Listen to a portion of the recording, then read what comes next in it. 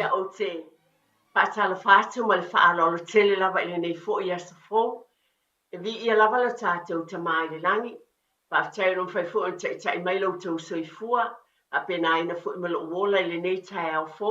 Whai fo i te mo se whailo inga wasa whaapoponga lava la tātou por kalan māsani. O le tō te pa lea i le ainga i vai a sāta i tasi. E se lava le lei o lea li. Te leo taimi tātou te tautala i le upule nei ma le whiumpa ia le atua li le i taimi umalama. Ai matua moni ma wha maoni. A wā olona le anga le mo i tātou umalama. Io whi lava e mafuta mai ai le nganga fia ma le whaaloalo o te ufolofa ma whaafero i atuai le pa ia mawalunga o le tātou o tino. I tupu mai se i o lava i se o pito i titi.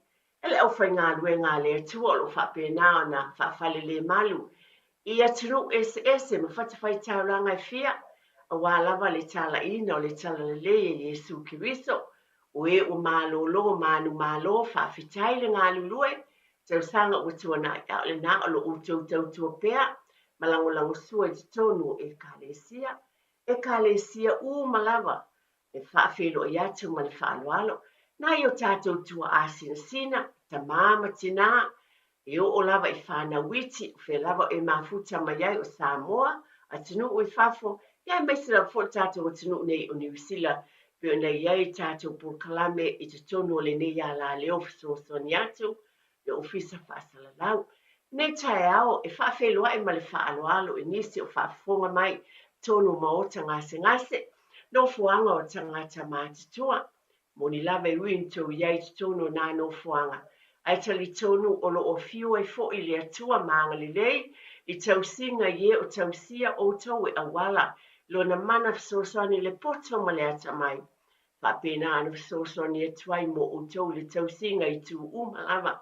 Ai alo lo fatele atu ma whaamanu i atu, e le o whaangaloina o tau i talo sanga molia. Pela fo e mafuta mai e le nei tai au, tono falfai ngā luenga te tono lo sao lau ta vale o lo e ngā lue ai, a whilo i atu ma le whaaloalo. Le nei lava i tūla e le mawhai lava na whaangaluina fo i nai o tātou tangata anu o lo i te tono o le to ese. E whaafelo i atu a lo whaatu le o whaangaluina fo i oto i tālo sanga i aso malava. O le nei tai au i le nganga whaaloalo tele lava fo i whaafelo i atuai i so se tangata lava po so se ainga u fitia le au po misa o no le vala upa ia le atua youtou ainga o le tatalo pe fai malanga atu pe fai malanga mai o tonu e ka le sia i tono nei atinu o tātou nu uia fia lava e whapena o na ieitu langa whapena le vala upa ia le atua o le tatalo lava pe o na vatu i tai au whapena nei por kalame ia whaamaise le atua i ate utou malanga. Au taʻitaʻina i le atua o fuafuaga uma fai ngā malanga, toe sauninga tulaga uma lava. E iai le atua i taimi uma lava, e maise lava. I taimi o puapuaga o tigā ma whaingata, ia tātou tutu le whiongpa ia le atua. A mu ia e whaanoanoa, a wai whaamawhanawhanaina i lātou, mai tātou tonu fwoi whamai o lava i le oti. I le whate e se ina i tātou le alofa o le atua. Ia Yesu Kiriso. Whea lava e mafuta mai ai. Ha whelua ai atu mai whaarora tela ma le fia. Tia tātou o tunu pele o Samoa. E se leo le li o tātou. Mai whona moa nei amano tau e tono le nei ala leo. Ia e tātou te whelua ai. Ia vi ia lava le li. E nei taimi o te whiwhai tauina le whiongpa ia le atua pe lava na masani ai. Por kalame al tō te pare ainga, o le nātou sila fia e moni wha maoni, tono le nei ala leo, por kalame o tu whai nātua le upo le atua. Le ala fo i le langona ia te au, e tu whātu fo i le tō te pare ai. Tasi ale tai au, ai ma whai fo ina abata sina sao i titi lava, o le nei por kalame i lo ainga. O te fia whai tawina ni upo ma le whiongpa ia le atua, o le wha manatu o le whiongpa ia le atua le nuu o Israelu. E whapena fo i lai ai tātou e au ngā upo le atua. O le whiongpa ia le atua i tausanga i te i o mai lava i aso nei. O lo o tautala ma tāua mo lo ainga ma lo ainga. Ma tātou uma lava. O mei ni upo le whiongpa ia le atua o lo oto ina mai. E le tusi e teu te no me whianga inga tuai I lona mata upu e ono. Ia malona mata upu e fitu e yeni upu whapea. La u whai tauina. Mō lo ainga ma lo ainga. Whai mai. Ia o tau sāwa vali I le ala umalava. Na poloa I mai ei le li ilo o tau atua ia te o tau. Ina ia o tau wolai. Ma ia manui ai o tau. Ma ia o tau nofo tulu iai. I le nuu o le awhai mo o tau. Paalongalonga mai ia. O le ali lo tātou atua. O le ali e to tasi lava ia. Ia e alo whātu le ali lo atua ma lo loto atoa ma lo wanganga atoa. Ia iei fo I lo loto o upu nei o te whai atua ia te oe I le aso nei. Ia e matua o a o soo I lau whanau. Ma ia e tau tala I ai. Pea e nofo I lo whale. Pea e savali fo I matula I le ala. Pea e ta oto, pea e tula I foi. Ia e fusia ia whai ma whai longa I lo lima. E a vea foi ma pale I le vā o mata. Ia e tusi e foi I pōlo whale atoa mō pui pui. Ia e matau I le ali I lo atua ma ia e au auna ia te ia. A wā o oe o lo nātali. Ia e loa foi o le ali I lo atua o le atua lava ia. O le atua e wha maoni. O le na te tausi le whengai ngā atoa ma le alofa I e alolofa atu. Ia te ia. E alofa mai foi o ia te oe. Ma wha manuia ia te oe. Ma wha ato o te leina oe. E wha manuia foi e ia I lau whanau. Ma le fua o lau ele ele. Petalai ngā alofa le atua I lo na nuu Israelu. I o mai lava I o na ponei. O lo na alofa foi lea mo I tātou umalama. Ai lo ua poa I mai ai na ia tātou mātata o sa vali. Na le whamenatu lava nei por kalame fie iai lava se sao. Por kalame te tepa I le ainga I tai au whapene. Whamenatu ai pele manuia o tātou ainga. Wa umana o mai le atua ia te oe mawe awala ia nā fionga pa ia. I whamanuia lava le atua I lo ainga. I fua mai fua le lei. Tātou le vāo mātua ma whanau. E meisi fo le atina o le lātou soifua ma le ola. Ke lava o lo whapenau na e lalam papa o I Samoa. Po o atunu I whafo, ia whapena fo I mo le tātou atunu pele o Samoa. Pe na o te e whatalaunga. Ale nei a la leo matulanga whanei o na po. Ia meisi lava New Zealand e isi o tātou atunu. O lo o te walala papa au ma ono fuai. Ma lo lava soifua manuia. Ia le mwhai lawa na whaangaloina, whamalo lawa tamamti nā. Ia po uncle fo I ma auntie. Ia po papa fo I ma mama o tamamti nā. Awa o tātou nei New Zealand. Le mea o tātou walalam papa awa. O le mea moni lawa, o nisi o taimi o tau walo e tu ina atu nisi o lo ainga. Lātou te avea, wawa e usupo le tai, usupo mātou e whaftai. O ngā luenga whelangolango mai e tono ainga e ese le mana ia I tātou tangatanu Samoa.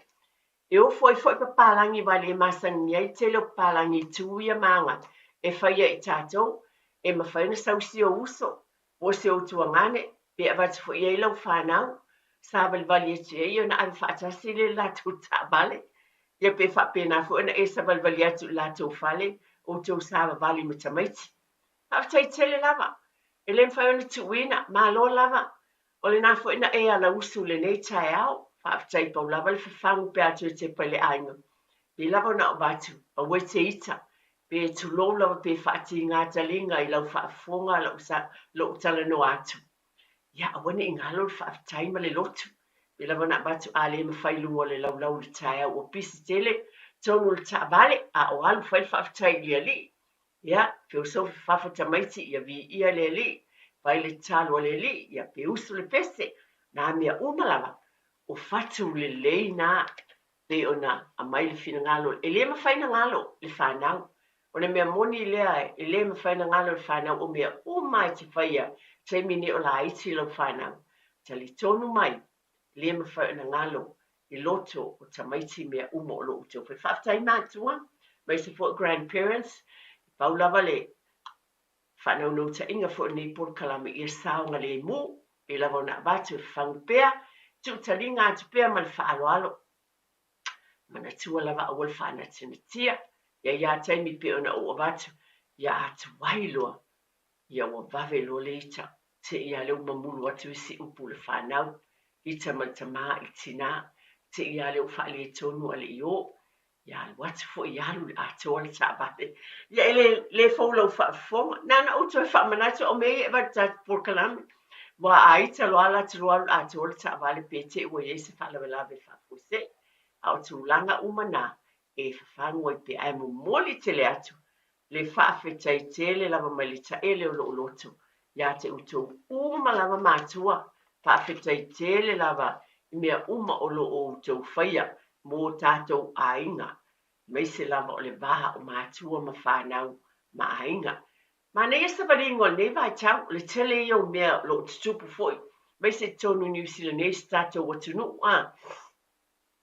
ta ilo ia o te leiloa ai o te loa le tele o tātou te fia wa le ngata lea o ina o a onga pe ona o tu loina le vatu whanau ese uma ainga ese fale a onga ese foi me no foi pe lava na o taua Iei fo la tamaiti o le taimi mua le nei moisi ainga isi tamaiti I mea o tutupu ai ia nana o whamanatu o wa o seo fo I ainga ma seo fo I whanau e iei nai o grandchildren e tonu o le taimi mua le nei o lela au atu a wai le polyfest lea ese le mana I o tonu nei atunu o tūlanga I o whai le winga lala o tala e ala na o watu ona e ese fo le te leo le role pole a wai o tātou mātua ma le whatinonga o nei fuafuanga le bao mātua ma whanau o se taimi pisi o leo te loa e pisi a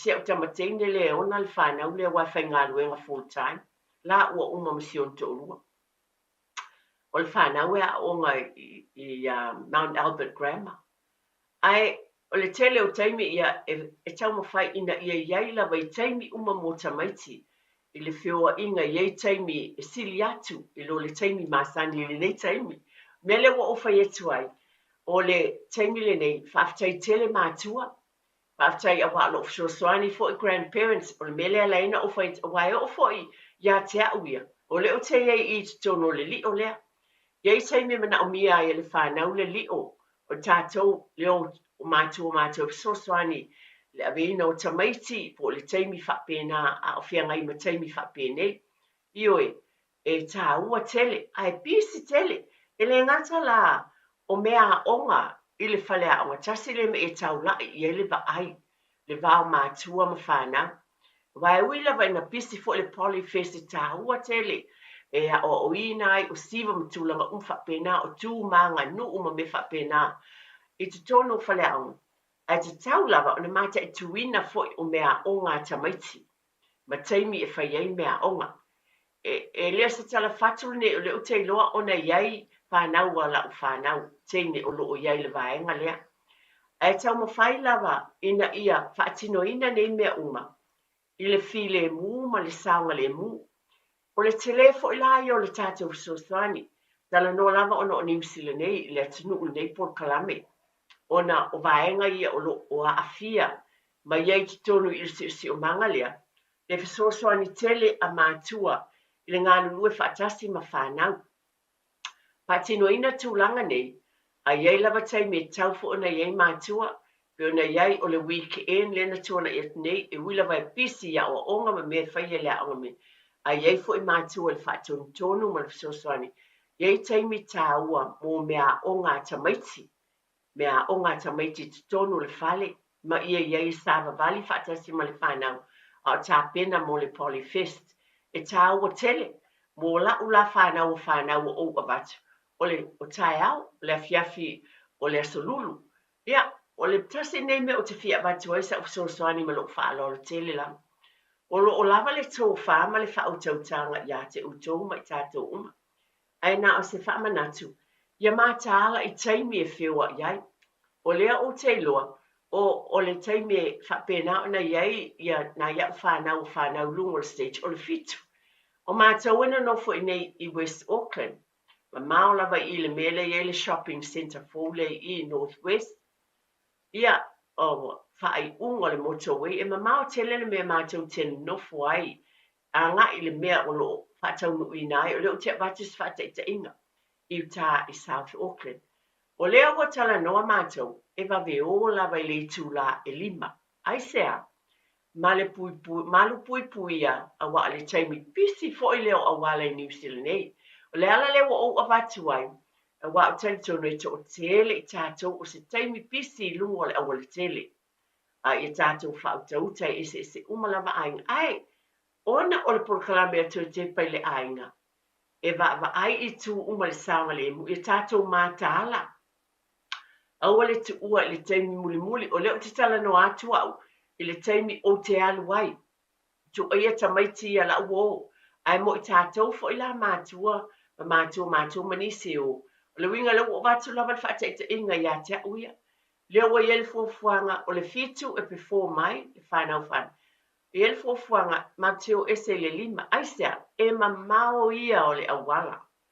O le tāpena pena ma le whautauta e le ia le esa whaina, tulou lava.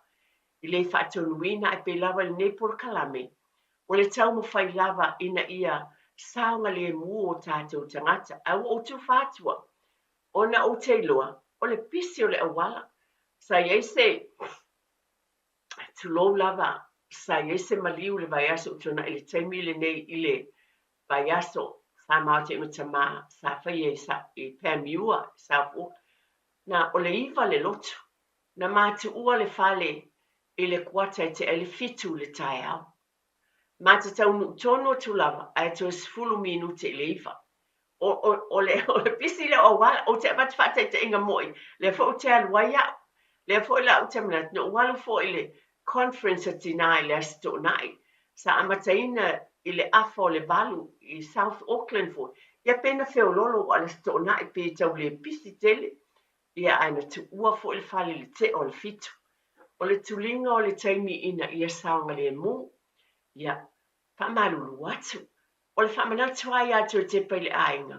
E tu watu ia te oe mal whaano te. Ona o le tau mawhai, ina ia saunga le mu o tātou ainga. Wai mawhaina fitu e whapeane fo I muli muli, anai loa lava, anai loa lava, anai loa lava. Ai peta iane, o le e iawa noa tāua whapene, o lo whawhango te pēr man. Tau longolongo, tātālongo, wā, e le leilo o manuia, si sila mai seu whanau, wawa ai mai nai tamaiti, e sila atu, whai whaatinonga pe ona iei fuafuanga, ia o manuia. O tala fo ia whamanuia le atua I, tāpena ngā mātua, o wā le aso. Tui nātu lau sunga tia, mo tā whasalong whapisinisi fo I mai, tui whawawina.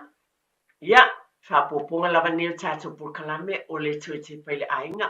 Salwoina o tūlanga pe ona iei fo I le tele o whanau, le purkalame le Polyfest.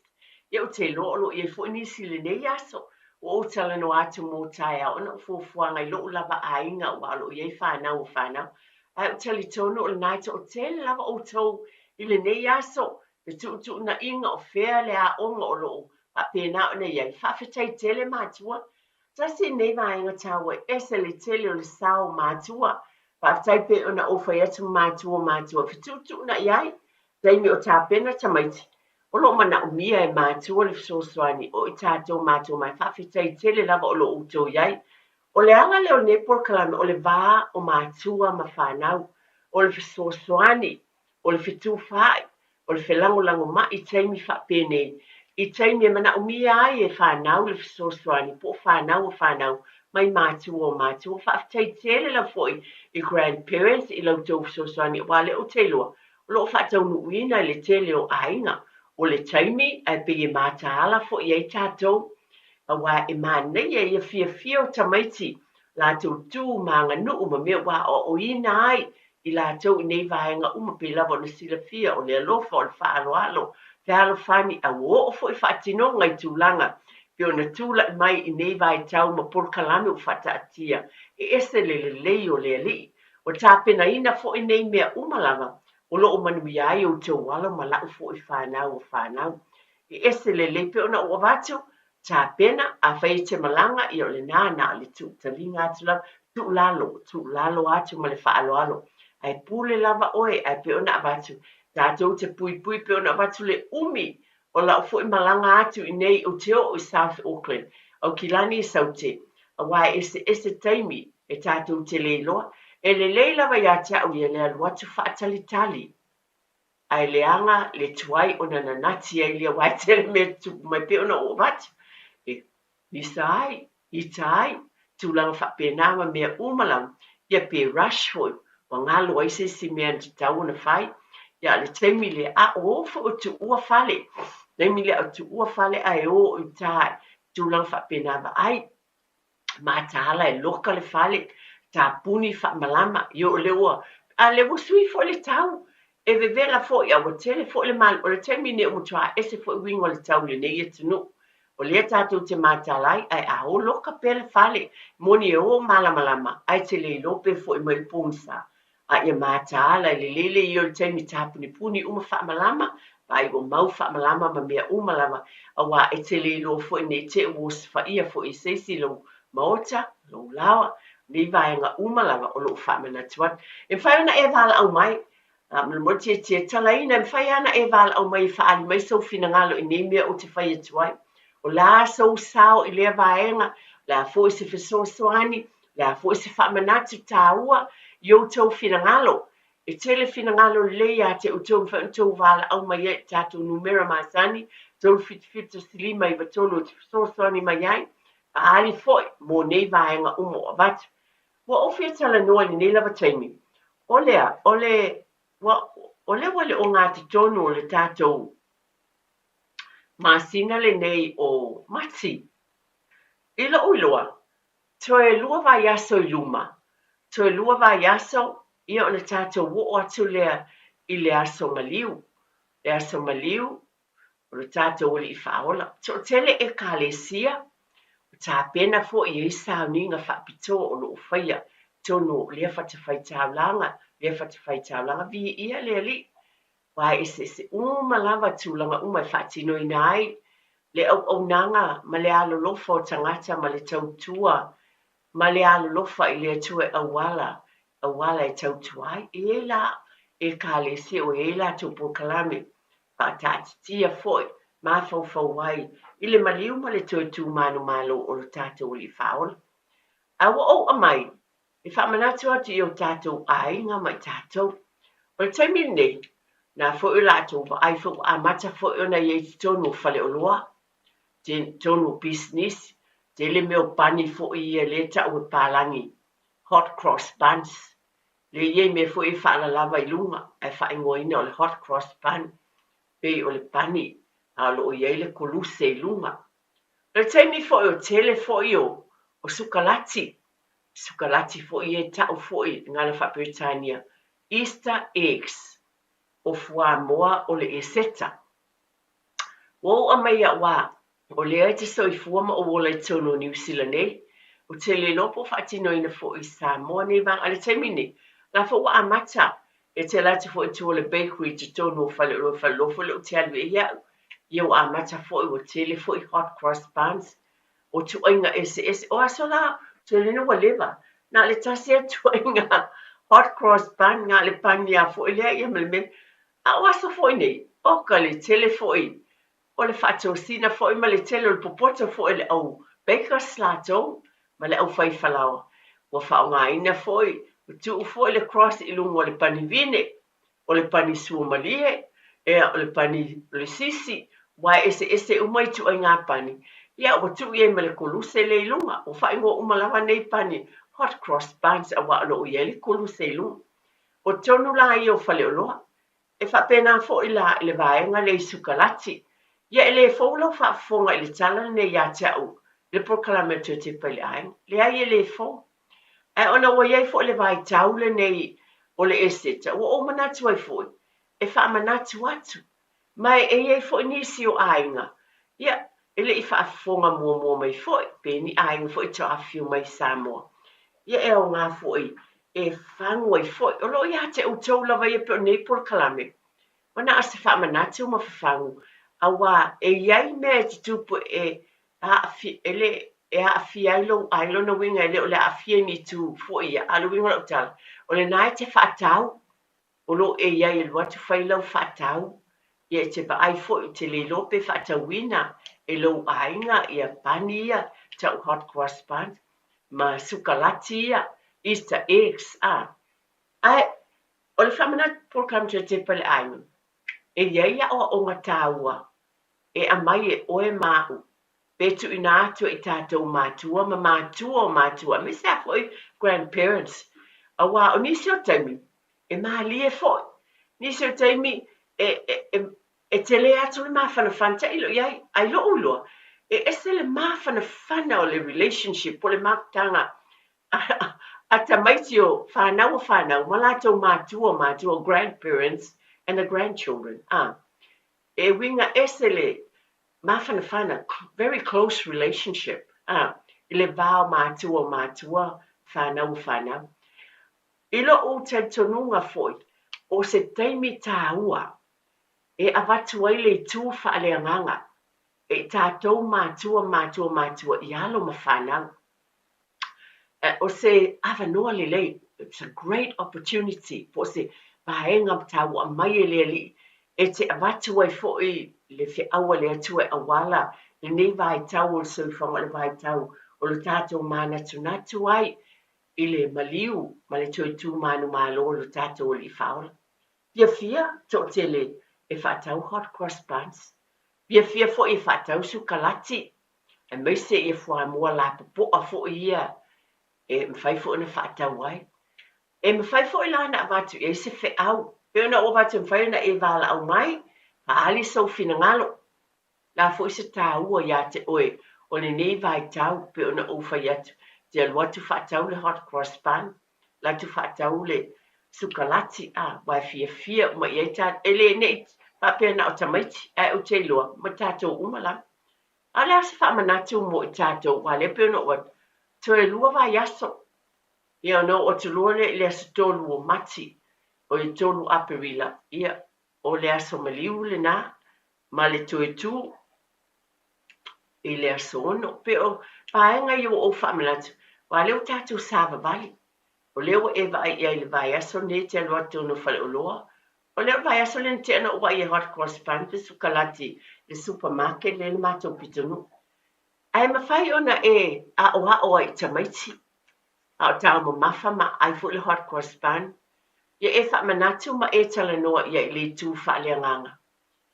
O le maliu o Yesu le nei vai tau, i lau lava ngana, i upu lava e te sila fia e oe whaingo fie, e malama mai le tamaititi, e te whamanatu ia i māneia te fia, ai le hot cross bun, ia māneia, fia tamaiti, ai te whamanatu fo iai, e mwhaina e whaatepa tamaiti te tonu o lau e kālesia, mo e o tāpuai, e mawhaiona e whaapea iai, hai le taimi fo i le whai e le whaamanatunga i le asasa, o le whaamanatunga le telo e kālesia, o loo vai ina ai le a reto, e te avatu lava e au upu, e mawhaiona talia e lau whanau, e mawhai e le ngana whaingo fio nei loe tamaiti, ia o le whaamanatu le nao le tino Yesu, e mawhai fo ina le taimi nei, o fia le tamaiti, e le whapeo se, la whaisa whai ngā lotu le ai, ai te whapea atu e, ma nei e o lau, te fia e te fia e te ai hot cross buns e whai fo le ta,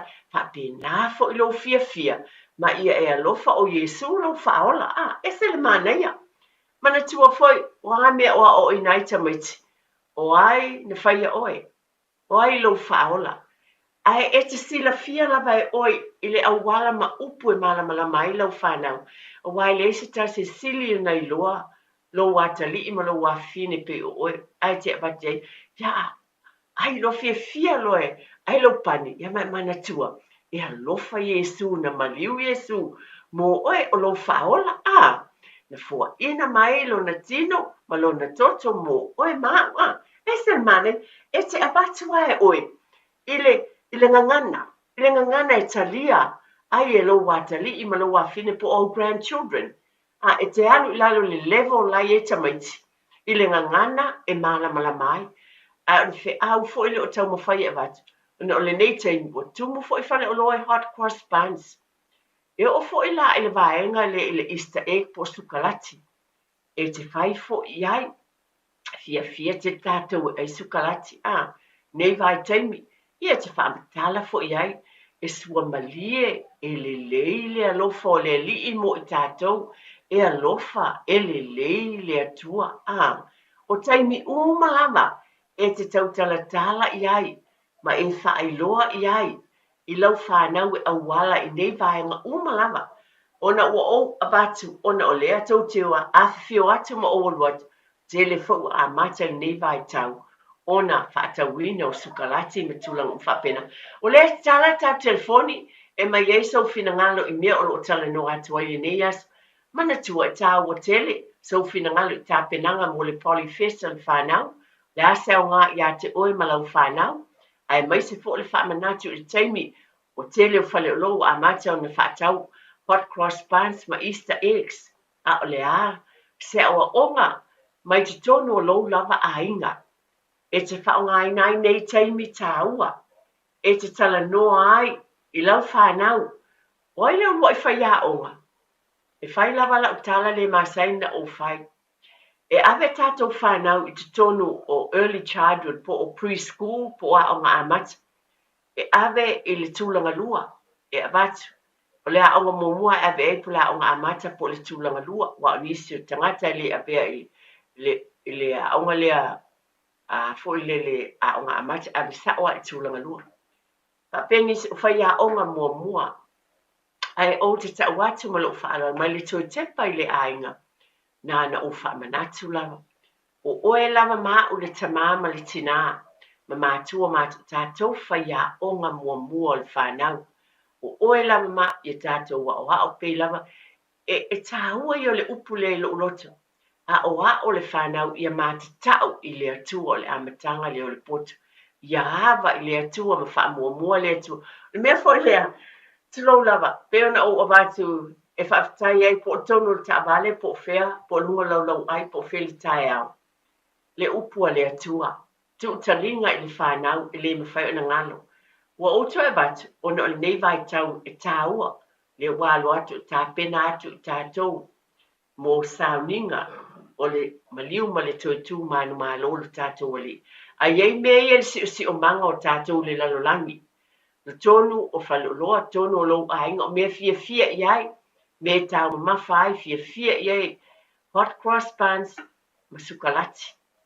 O le sukalati te lea a tonu le fau lau whaafonga mo nisi, whaafonga mai Nepal kalame o nisi whaafonga mai. Sukalati te lea, te vai ia ia masai en whaatau li, whaleoloa. E hollow te tonu, pe o uma te tonu, na o whafua le sukalati te lelea. O se tala mana, ia foi o te avatu a tonu e le fōu whaafonga nisi o avatu mua. A nisi o teimi, e mawhai ona e tango, whao ngā fo le nei, mō lea o ina o le whanau, sa whao haina fo i lea o ngā sai, le telo tamaiti o mātutua nei, la fo whai la tau whanau, ai o te tali tonu o loo aveina pe i lātou, e mawhai ona e tango mai le sukalati te le nei, e la poa, e o umatu tonu, e na e tango lea tulou lau te tae se i tū e tasi, e te whaite te fo ina i tae na whai leo se whate te inga wa, o lea te whaamatala i lau lava upu ma launga ngana, le maliwa Yesu malona toe tū manu malo mai, mo i tātou, whaamatala lole iai, na o atu, e asi atu, wale e ai Yesu le tuunga mau. E te whai se whate te inga, o ta maite e se le, e foi lele, e lato te fie loa, very curious. Tau e a mai le loto la wata li po loa fine i lau tala whai, kia o atu loa, e o atu, i o matala le whai te toa tuunga mau. Tango whaatusa e sukalati le, au mai le mele o te whai tua le no whai, ona o le e sukalati, le whaatau e a hainga sukalati la popoa. Ave i ema se oa onga, o lea e tau mamafa ma aitamati sumri, ai a bea fo o se awala, e te avatu waile fe awaleli, te tae na whape atu le vai. Ia, ai fo tonu i, e o atu lato, ua le ai o tu e tu, mai e su a, it's a hollow grave. Ai o lo e whaamatalaina. Sa empty tomb. E te whaamatalaina i au upu. E ala na o whaimu o vatulu ngani whape tulo o tele mana o tele o teimi whaongalangan. Iai nisi o ainga. I whainga tai ta maiti o na malamalama. Ai a te oe lava ia whaongalangan sa mua e whaiwhainga. Whaongalangan piritan paule langona ia te au. Ia o ole whi au. Ia o ngā. Tonu na wha tau mai sukalati te le. La po ale na. A lo avatu ai ma se whi au. O lo wha tau waina ai I le tū wha ale anganga. Le mea sua malie o lo ai e ta maiti e fia iai. Ia lātou langona fo le sua malie ma le alofo Iesu mo I lātou. E esa le mānaia. Pea e mawhau iai. E whaangangana ina oe le atua. E avatu fo le poto e le li e te tala noa ai. E fia ai ta maiti ma lātou I loa. O le fatu e te tōina I te tonu o lātou lotu. Ai mo I tātou fui. Tātou te langona ai le fia. Wala au mai, o leo te whai atu le neta pule lava oi palase me tuwha mai ai po o leo whanau le polyfish. Po nei fo I taimi pe o na vatu whaatau wina o Easter eggs. Ia e mai se fo o hot cross buns I te tonu o whale o loa. Ona o tātou ainga. E au ngā e whawhangu mō tātou ainga wa e fia uma I tātou I lea vaenga. Ai a vatu ai ma se whi au tāua.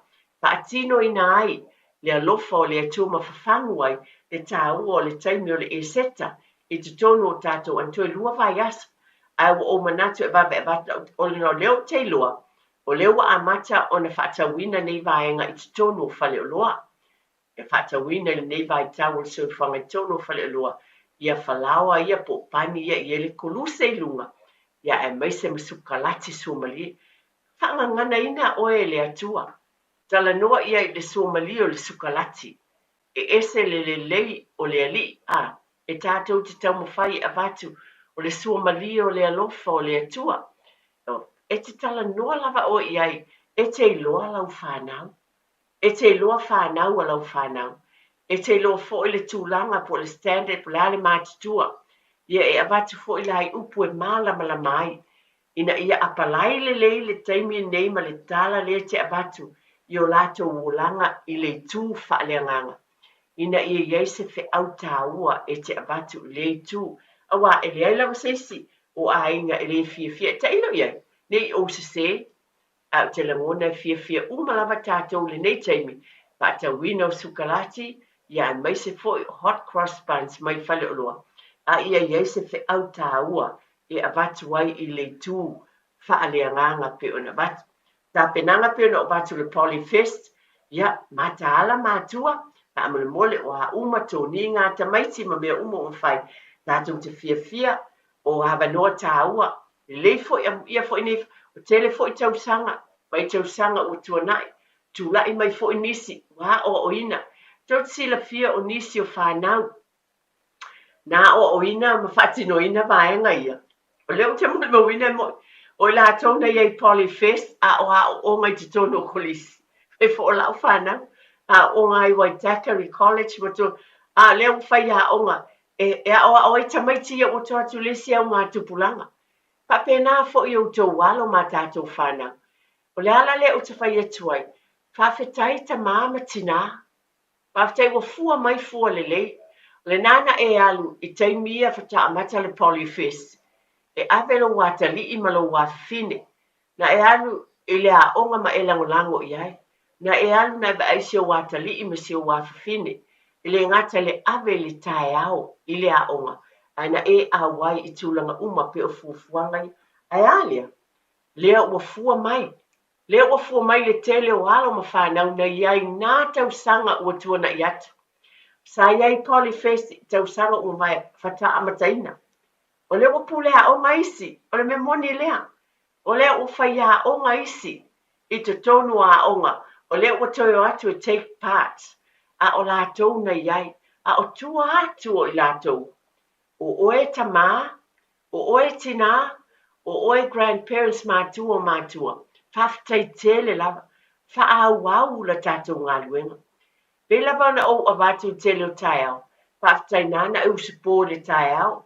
e ave siau faiaʻoga lenā po o le fomaʻi lenā po o le suʻetusi lenā po o le loia lenā po o le faamasino lenā to te silafia e ese le uiga ese o le alofa o le atua ua iai tamaiti e le o ni talafatu ua iai tamaiti sa iai totonu o nei vaega tāua ua tulaʻi mai totonu o niusila nei lava e maise o tunuu iai samoa na iai totonu vaega i o polyfest i tausaga e tuanaʻi la ua tutū mai galuega i totonu o le malo ua avea foʻi mafai feʻau totonu o se taulaga totonu o ekalesia kerisiano o le ʻaufaigaluega a le atua talaʻi auauna a le atua fatafai-taulaga ese aisea ona na e iai na e lagolago pe ona ua vatu o lea o te moli mauina o lea o se talane ue na iai le polyfest i tausaga ua tuanaʻi o lea ua faiaʻoga mo le isi auga tupulaga le o ai nei loa faafetailo usupole nei tae e lē loa po o se auga talii po o se auga fafine lenā o le a faiaʻoga i le isi tupulaga le iluga e aʻoaʻoina foʻi tamaiti to carry on ma ave pea le fuʻa lea o le polyfest e ese le auga o loo fiafia ia iai o aʻo lenei vaega sa ou taumulimuli ai aʻoaʻoga laʻu fanau ia o lea ua uma a lea lau ou taumulimuli foʻi fanau o fanau e ese le matagofia atonu e tatou te fiafia ai i mea lelei nei ua faia le atua i totonu o tatou aiga ia lava o e mafuta mai talo lava na o talanoa lava le tele o taimi lenei taeao ona o niusila nei o loo ia le polyfest ae o te talitonu foʻi po iai vaega tāua o loo atinaʻe ai foʻi tulaga faapea i nisi o atunuu atonu po australia foʻi po amerika o atulaga o loo atinaʻe ai tulaga faapea nei ia maise o tonu lava ia o tatou atunuu o Samoa o mautinoa lava o loo iai lava tulaga o loo faauauina ai tulaga i le aʻoaʻoina o outou alo ma tatou fanau pe ona faatinoina i totonu o niusila nei a o le tatalo lava i outou loto tele matua tapena ma le fiafia o le a le asolonā e pefo mai lau fanau o fanau tatou tatalo foʻi le alii ia maua e tamaiti le matala ia latou iloaina foʻi le tāua o le fatu le e malia ma a talanoa ia fanau o le tele ao taimi fiafia ana e tamaiti faapea o le siva matou o te taumafai lava aʻu i loʻu lava talanoa atu ma le auala o te avatu ai ia e vatu ai le fatu o oe le tama ma le teine sa mo faafetai o lenā e te iloa pe o le fatu lava le o taumafai lava o totō le tele o taimi e faamanatu ai i le fanau le itule le polyfest ia e pe ona ua ia au se faatauga lenei aso ia tusitusi loa se autama ia po ua e manaʻo foʻi i se easter egg ia po se hot cross bun ia manatua nei mea uma lava tatou te vaai i ai e faaogāina i ou fofoga i lau vaai pe le uiga leo le tala e te vaai atu i ai e mafagafafagu ai e le alii i lou loto pagu e faaogāina ai le atua o mea uma lava e te silafia foʻi totonu o tusipaia nisi o taimi o mea lē manatu e tagata e faaogāina le atua o le laau o le toʻotoʻo o a mea uma o le maa e fai mamaa faailoga o mea uma lava faaogāina e le atua mea ese i loutou soifua ma loo ola pe ona o vatu o le falaoa o le pani o le sukalati ae faaogāina e le atua e avea ma auala e avatu ai le upu le fanau e talieina ai i nisi o taimi tatou te mafuta ai ma le fanau ae maise lenei vaitau pe ona o vatu auā ua faaogāina le taimi o le eseta o le mea moni lava lea o le taimi o le eseta o le taimi tāua i le aukerisiano faamanatu ai le tue tau faamatalaina le alofa o le atua a le taimi fiafia foʻi tagata fai pisinisi pai ua faaagoa le sukalati o le easter egg a o te fesili o iai tuaina seitū faakerisiano ua faaogāina ai o te leiloa e pau le mea o le faatauaina i tatou ma fai a e oe ia ma le tagata tatou te lē faamasino a le uiga o laʻu tala o te leiloa po ai na sa mo male mele fa ngo o le isa e ka wa sukalati ai ese foi a wala le tua pe ona va in phone tatou fa o ngaina lava e tatou ia te oe lava ia i le alofa o le atua whaanganga ina ai tala no e te fia lava ai sukalati ese manei sumali a pena foi na e fia e te alofa i le li ma e tau tala alofa i tamaiti fia sumali e lo ai e sukalati a manatu iai pe ona o watu le fatu sa lea e le tu unga mau ua whapena ua tu ua e le li ua hava noa ma nei e il sumali o sukalati le lea ai te ta e mwhasino ua hava noa tutonu ai mawhai mo fiona watu le whea e le foulau whaafonga le nei tala o te watu pētau sanga uma le nei vai tau ai o te langona lava e tā ua mo i tātou uma lava ia mana tua le upo le atua na whaitawina mo i tātou ma le tūse tau te nome le nei tai au o le aoa onga ma le whaamanatu le atua i lona no i tau sanga i tele ai o lo whaamanatu fo i maha o ao mo i tātou uma lava fo i o mai lava i nei tai mo le soifwanga o te moli te le atu whaafitai mo le talieina o tonu tō mōta malawa ia o te moli atu fo le whaafitai i le nei tai malawa no tāu e tonu le nei ala leo ia watu fo i se tala ia i se upu whaatamalai ia u le tina ia la fo i nu le aina o te talo lava a iai lava se ainga o sangata i o tasi o te eise fsosoani i le nei aso i pokalame atu te pai le ainga ia vi ia lava le ali fatai tele lava taleina o tonu i tō mōta malawa mai se lau whaafonga tāpua i Samoa e tele lau sunga tia whaamanuia le atua i ngā luenga o lo te toi o nene ias ai mai se le au whai ngā luenga Radio Samoa i e ilo na file mu sama le alofa o le atua tātou tue whiloa i le vai aso mōmua ai manatua o le atua o le tamā ia o ainga o lava